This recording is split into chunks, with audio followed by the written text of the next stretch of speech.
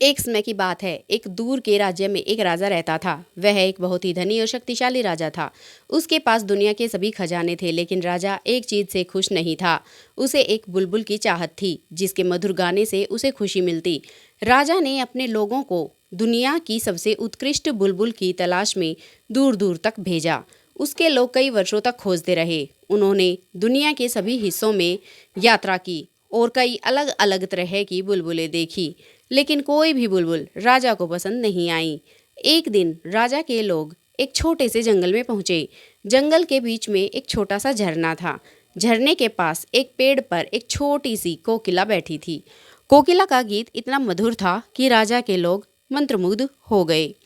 राजा के लोग तुरंत कोकिला को पकड़कर राजा के सामने ले आए। राजा कोकिला के गीत से बहुत खुश हुआ। वह कोकिला को अपने महल में ले आया और उसे एक सुनहरे पिंजरे में बंद कर दिया।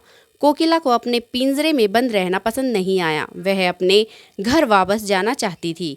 वह हर दिन अपने गीत गाती थी और राजा से अपने घर जाने की अनुमति मांगती थी, लेकिन राजा उसे जाने नहीं देता था। कोकिला अब उदास रहने लगी थी। उसका गाना गाने का भी मन नहीं होता था।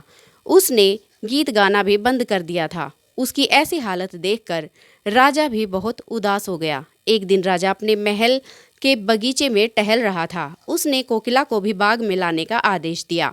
उसने देखा कि कोकिला बाग में आकर अपने गीत गा रही है। राजा कोकिला का गाना सुनकर बहुत खुश हुआ। उसने कोकिला से पूछा, तुम इतना सुंदर गाना कैसे गा सकती हो?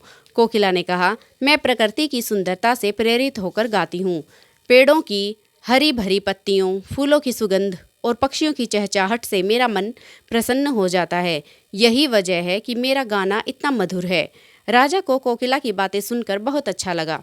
उसने कोकिला के पिंजरे से मुक्त कर दिया और उसे जंगल में वापस भेज दिया।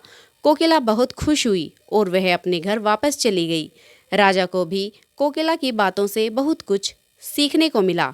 उसे एहसास हुआ कि सच्ची सुंदरता फिजूल खर्ची या भव्यता में नहीं, बल्कि प्रकृति के चमत्कारों की सादगी में निहित है।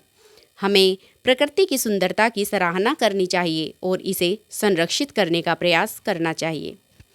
दोस्तों, आपका हमारे चैनल पर आने के लिए धन्यवाद। और अगर आप हमारे चैनल पर नए हैं तो हमारे चैनल को सब्सक्राइब ज़रूर कर लें, ताकि हमारी हर कहानी आप तक पहुंच सके।